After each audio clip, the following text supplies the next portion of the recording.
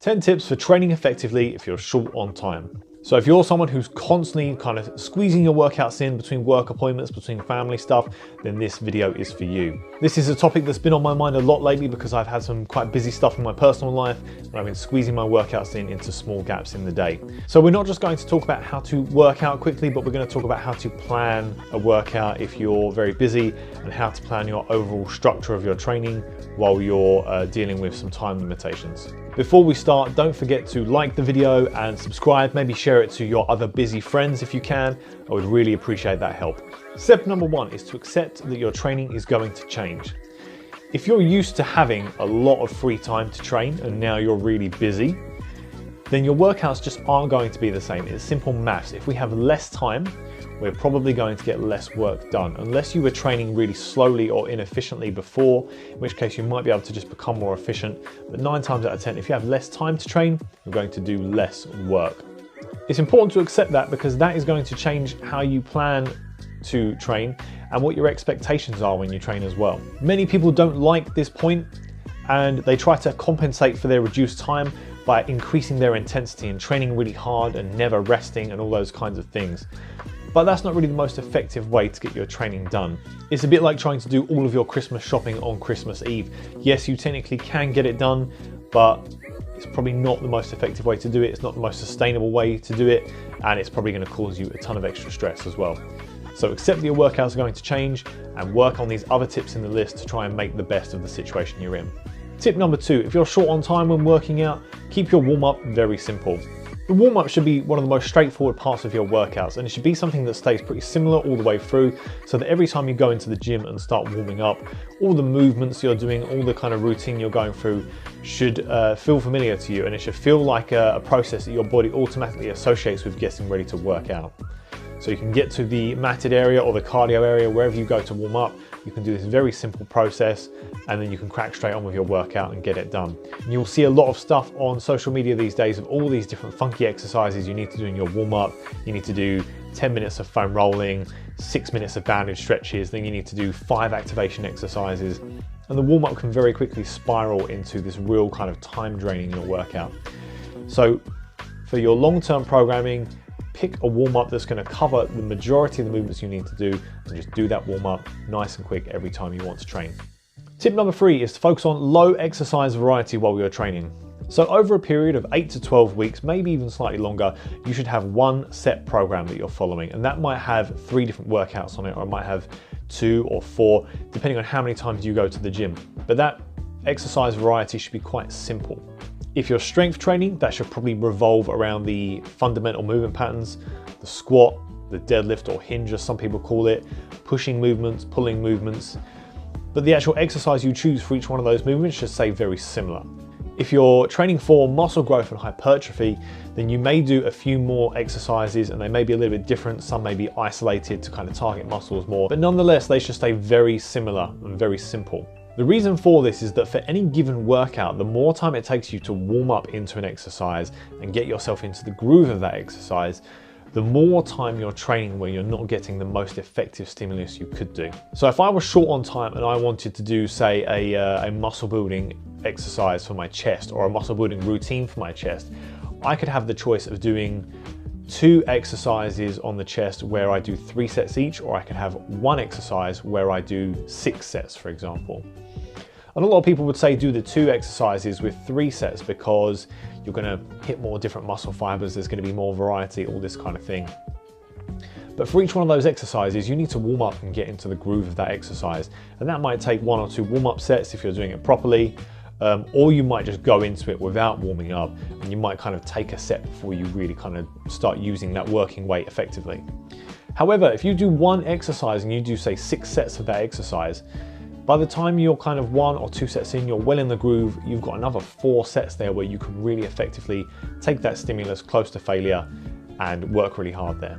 Not to mention the fact that each time you change exercise, you're probably changing equipment as well. So you might be setting barbells up, you might be grabbing different dumbbells or finding a bench that's the right incline, or you might be waiting for a machine as well, especially if you're training in a busy gym. Tip number 4, slightly flying in the face of what I just said. But tip number 4 is to have some simple variations in mind for the exercises you're doing. The main reason for this is that if you're working out in a busy gym and you're short on time, you don't really want to be waiting for equipment. The other reason for having these simple variations in exercise is that if you're someone that does get bored easily, maybe you're not used to being on a long-term program, or maybe you just want to run the program for a long period of time and not have to expend loads of kind of brain energy thinking about what you're going to do to make the exercises different, then small simple variations in the exercise will give you that slightly different stimulus without you having to reinvent the wheel. So the kind of things I mean by simple variations are things like slight changes in bench angle, different inclines, different declines, different grip positions as well. So you might be able to do something like a bent over row or a pull-up with either overhand, underhand, wider grip, narrower grip. And obviously those do affect how many reps you can do, how much weight you can do. So you will have to bear that in mind when you make these changes, but it just gives you options. Now, again, in conjunction with tip number 3 there, you don't want to be making such drastic changes that you have to really get into the groove each time. They need to be things you're fairly familiar with, but you should have some backup exercises for very minor variations. Tip number 5 is to use supersets. Now make sure the caveat here is that you're using good supersets. So we don't want to superset exercises that are just going to make you super tired and super sweaty and start to impact your exercise effectiveness. But it is a good idea to pair exercises that don't clash with each other. So the kind of things I'm talking about here, and I've spoken about this a lot on my blog, but a lot of the things we're talking about here are things where your grip isn't overly impacted on both exercises, or where there aren't other muscle groups that are working on both exercises.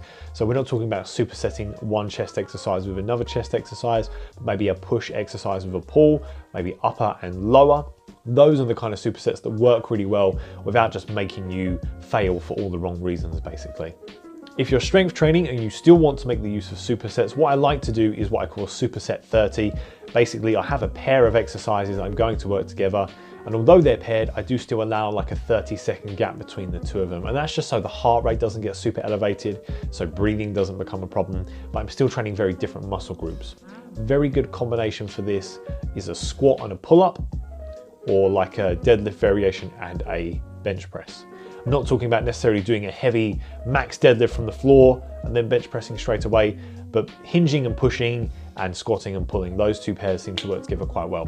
Tip number 6 is to use cluster sets. Now these are especially useful if you're training for strength, speed or power. So if you're training to supplement your sporting performance or you're a power lifter, something like that, this would be great.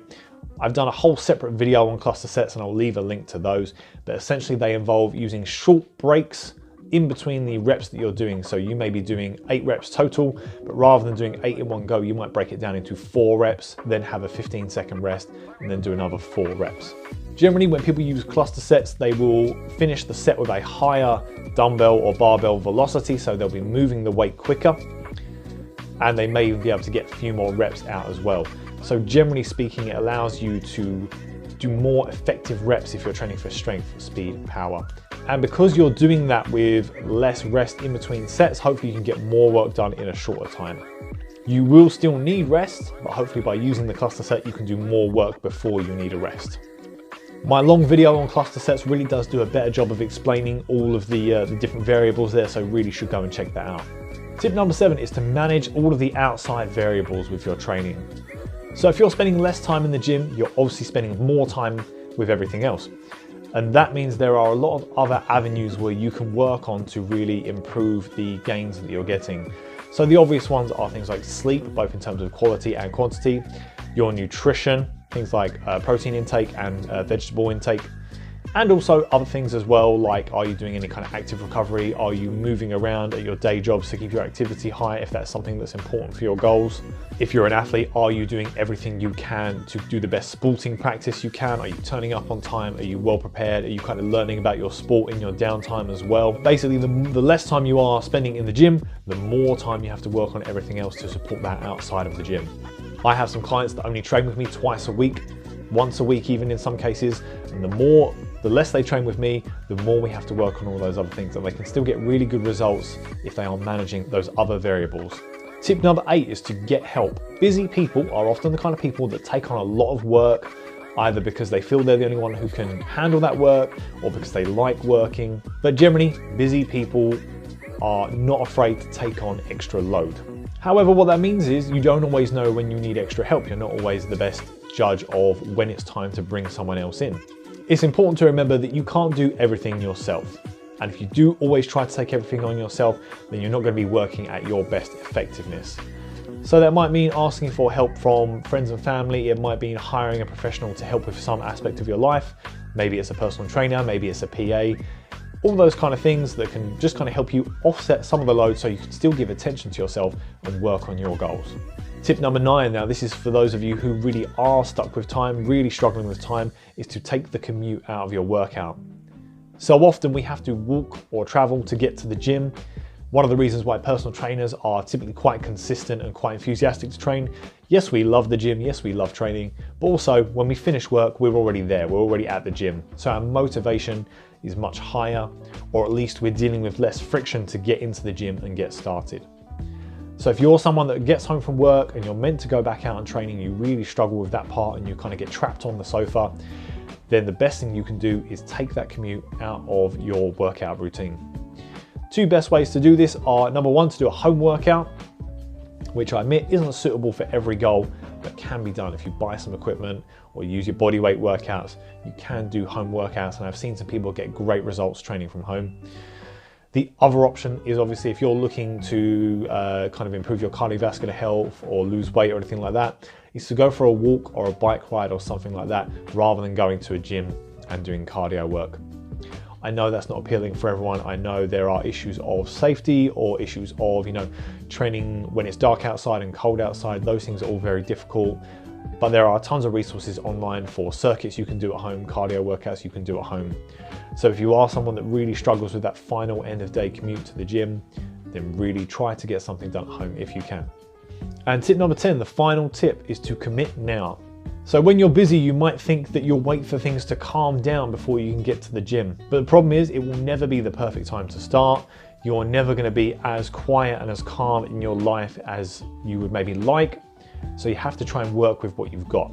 The other issue, of course, is that if you wait for your lifestyle to get calmer and quieter before you start, then the next time things get busy, you're likely to just drop off the bandwagon again. So you might as well start adapting to that busy process, making the best of your situation now, because then you'll be much more prepared the next time things get busy. That's it for today. Hopefully once I edit this video down, hopefully it'll be quite short and it'll be a nice kind of short, sharp video. But those are 10 tips to help you train if you are short on time. If you are someone that's training but you're short on time, try not to let it get to you. Try not to let it bring you down and discourage you from training. You'll see a lot of stuff online about how we all have the same 24 hours in a day and we all need to achieve this and lift that and have this physique.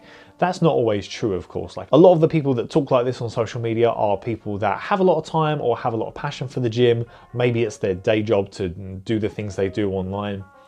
So it's important not to compare yourself to these people, and it's important to make fitness fit your lifestyle rather than trying to bend your whole lifestyle to some ideal that you've seen online of how you should train and should look and things like that. Make sure you do what works for you so that you can be happier and healthier.